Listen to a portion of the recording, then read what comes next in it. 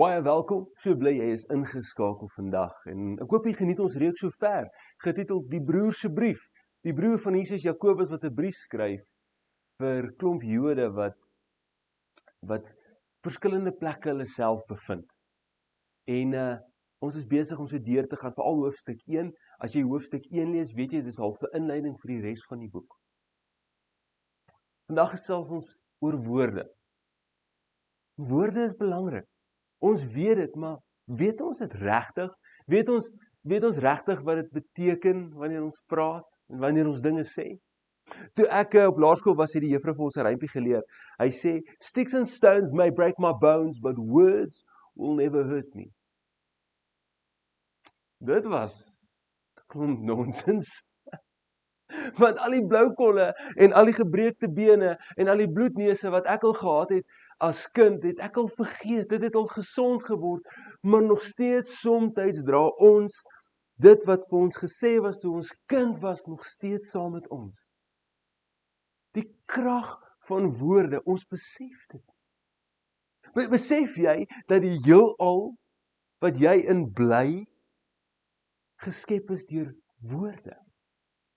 Besef jy dat die lewe wat jy lei, geskep is deur woorde? Hoeveel keer sit ek nie met mense in gesels wat deur pyn gaan, wat verbitterd is omdat iemand vir hulle iets gesê het nie. Hoeveel keer sien ek nie dat mense 'n lewe lei om ander verkeerd te wil bewys nie. Jy weet, die onderwyser het gesê, ek sal dit nooit maak nie en ek sal hom wys. Soveel so, dat ons baie keer suksesvolle lewens lewe, op grond wat iemand vir ons gesê het, in 'n negatiewe konteks. Ons lewe 'n lewe om ander verkeerd te bewys. As jy nou wil hê 'n kleintjie moet iets doen, en om te gaan bad, en dan sê jy net vir hulle, ag man, jy is te klein om self te gaan bad. En as hy sê, nee, ek is, dan sê jy, wys my. Jou woorde kan manipuleer. Maar hoeveel keer hoor ek ook nie dat wanneer iemand iets goeds gesê het vir iemand, dat hulle uit 'n gat uitgetel het.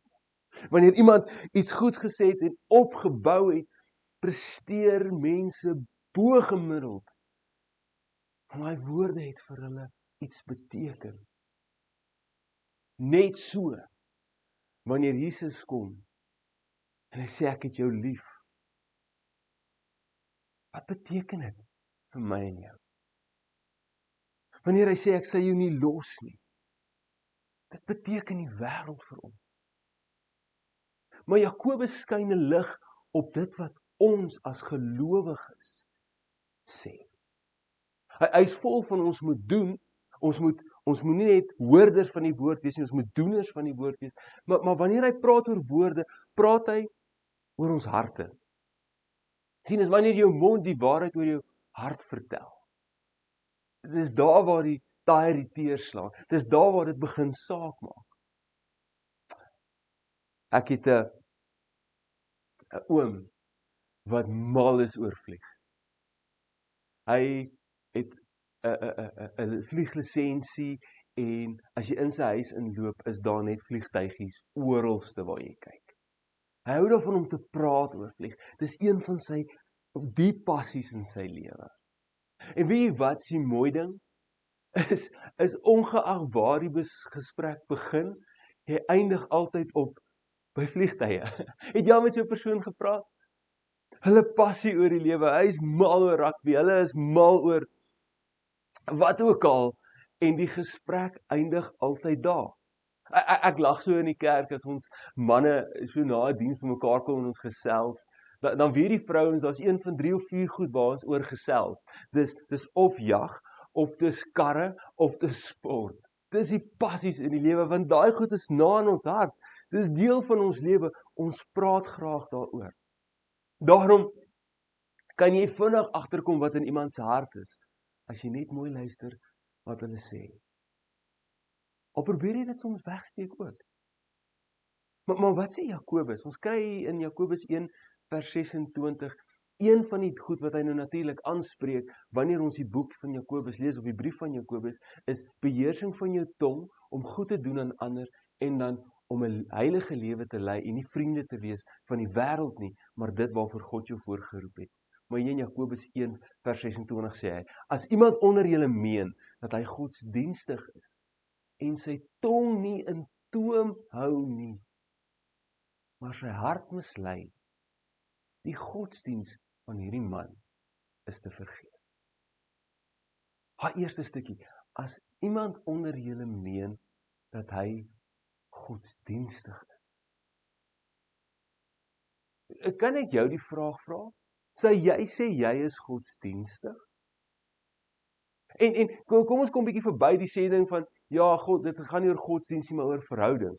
Ek vra jou. Want as ek kyk na die woord wat Jakobus gebruik om of die Griekse woord van godsdienstig of godsdienst, is dit 'n persoon wat homself godsdienstig of vroom beskou en wat uiterlike godsdienstige praktyke ernstig opneem. Ek wil graag kan sê, ek is godsdienstig. Ek wil graag kan sê, dat ek neem sekere dinge ernstig op. Ek neem kerkbywoning ernstig op. Ek neem Bybellees ernstig op. Daar's dissiplines wat ons in ons lewens inbou, wat ons moet ernstig opneem, want ons moet doeners van hierdie woord wees wat ons gehoor het. Gebed, ernstig. Diensbaarheid. Jy kan nie groei as jy nie diensbaar is nie. Jy kan nie groei net om Bybel te lees nie, maar jy gaan dien nooit nie. Ek neem dit ernstig op.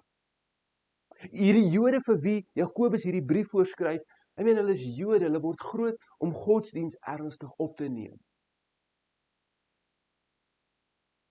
Maar hy sê die volgende, hy sê, as jy al hierdie dinge reg doen, maar jy kan nie jou tong, jou manier van kommunikasie beheer nie, is jou godsdienste vergeefs.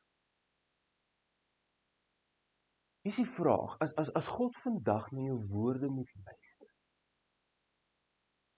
en na jou dade moet kyk, wat lê die naaste aan jou hart? As hy vandag na ons woorde luister om ons harte te beoordeel, wat sal hy hoor? Wat sal in ons harte aangaan? Jy weet, hier is die moeilike ding. Ek het al by 'n gemeente geloop en gesien hoe iemand dien. Maar dit wat hulle sê, het vir my gesê, hulle wil nie eintlik hier wees nie. Hy kom nou net omdat hy ja gesê het op die WhatsApp groep. Maar sy hart is nie hier nie. En waar hoor ek dit? In dit wat hy sê. Jakobus sê, hierdie ding is moeilik, want dit help nie ons doen net goed. En mislei ons self om te sê ons is doeners, maar ons harte is eintlik ver weg nie. Want hoekom doen ons dit dan? Om punte te kry by die Here? Of om naby aan hom, om hom te leer? Hy sê, maar met die ou wat sy tong nie tem nie, hierdie ding mislei hom. Waarom die tong? En woorde openbaar die hart. Jy het tog nie net vir jou vrou trouring gekoop en vir haar gesê, nie. Jy het vir haar gevra. Jy het vir haar gesê, ek is lief vir jou. Ek het eendag 'n oom hoor sê, man, my vrou weet ek is lief vir haar. Ek het vir haar gesê ek is lief vir haar en ek sal al sê as iets verander. Dis 'n moeilike huwelik. Woorde openbaar jou hart. En hoe nader jy aan 'n persoon beweeg, hoe meer verstaan jy sy hart.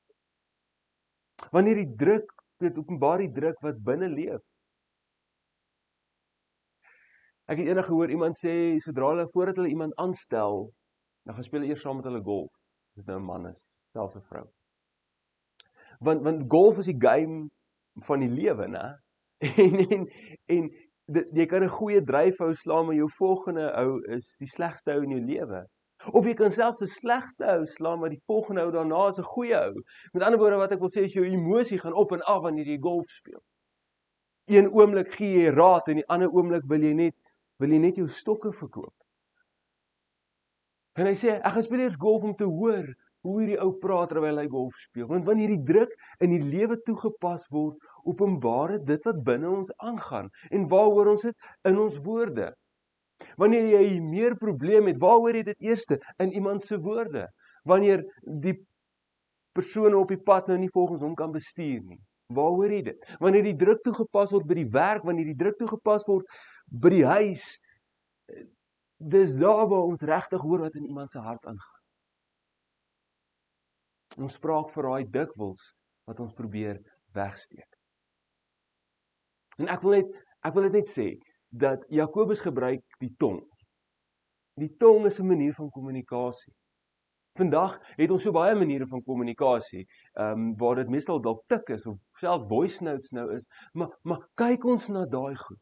Kyk ons na wat ons sê op die WhatsApp groep. Wat is die e-pos wat ons stuur?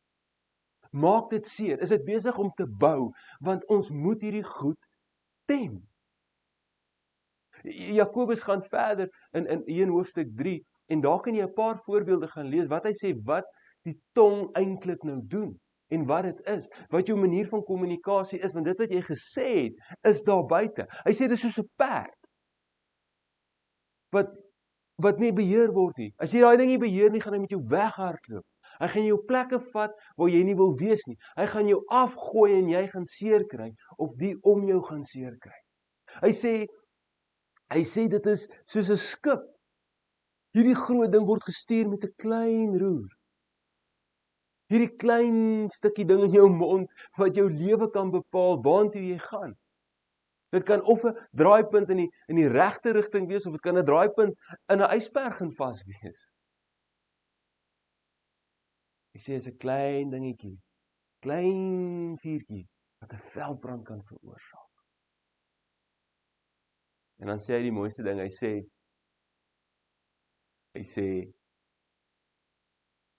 jy kan nie met dieselfde tong nie God aanbid en afbreek nie. Ongelukkig in ons lewe is dit, al is dit net 'n bietjie, van die sleg wat altyd die mooi oorheers. En ons moet hierdie goed onder die knie begin kry. As ek vir jou sê, hier's vir jou 'n glas water. 90% van hierdie water is die beste kwaliteit water wat jy kan kry. Dit kom iewers in 'n fontein in 'n baie hoë berg uit, man, dit bly altyd net koud. En ek vat 10% van ons rivierwater en ek gooi dit daarin. Sal jy dit drink? Dit is hoe die tong is. En dit is hoekom ons soms misluk in hierdie omgewing, of hierdie deel van ons lewe. Ons het dit nie onder beheer. Jakobus skryf ook, hy sê, man, jy sal nooit die tong onder beheer kan kry nie. Hoekom nie? En die tong is nie 'n siekte nie, die simptoom. Dis die kernprobleem. En dit is selfmisleiding. Godsdienstige aktiwiteit kan nie die hart verander nie, maar net die woord van God. Kom ons draai om so bietjie. Sien, as my mond sê dit wat in my hart aangaan, en as ek kan hoor dit wat in my hart aangaan is nie goed nie, wat moet ek doen? Ek moet aan my hart gaan. Moet ek dit alleen doen? Asseblief nie. Jy gaan jouself nie weer mislei. Hoe doen ek dit? Ek doen dit saam met God. Ek doen dit saam met die Here. As ek verbitterd is en ek sien, ek spreek die hele tyd negatiewe goed, maar gaan kyk dan. As ek hier meer probleem het, kom ek gaan kyk dan. Dis al hoe ek hierdie mond van my in toom kan. Maar ek kan ook my woorde gebruik om te bepaal waarom my hart te gaan kyk en dit wat fout is. Jakobus sê in Jakobus 1 vers 21, sê daarom doen afstand van alle veiligheid en oorvloed van boosheid en ontvang met sagmoedigheid die ingeplante woord wat in staat is om julle siele te red. Nie iets verander in Jakob wanneer ek na sy storie kyk. Daar het iets verander in sy hart. Sien, Jakobus, ons lees van hom, andersins as net sy brief wat hy geskryf het, in die res van die Nuwe Testament ook.